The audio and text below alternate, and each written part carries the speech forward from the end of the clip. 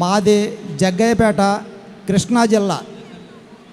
మా బాబుకి 2023 సంవత్సరం జనవరి నెలలో బ్లడ్ క్యాన్సర్ వచ్చింది. బ్లడ్ క్యాన్సర్ వచ్చేసి విజయవాడ నాగార్జున అమెరికన్ అంకాలజీలో అడ్మిట్ చేయించాం. అడ్మిట్ చేపిస్తే 16 రోజులు కోమాలో ఉన్నాడు.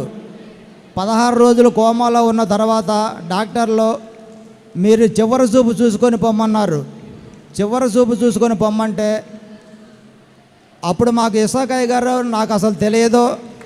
నేను యూట్యూబ్లో కానీ టీవీలో కానీ నేను ఎప్పుడూ చూడలేదు.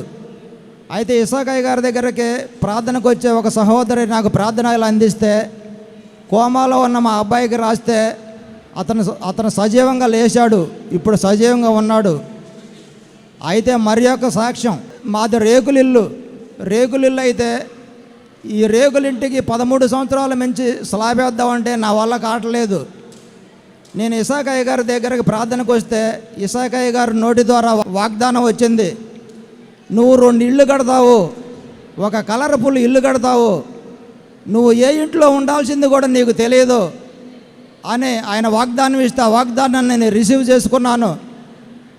మా బాబాకి క్యాన్సర్ వచ్చిన పరిస్థితుల్లో చాలా ఖర్చయిన పరిస్థితుల్లో కూడా ఈ పాత ఇల్లుని తీసేసి ఒక స్టైర్ వేసి 2వ స్టైర్ కూడా వేసాము.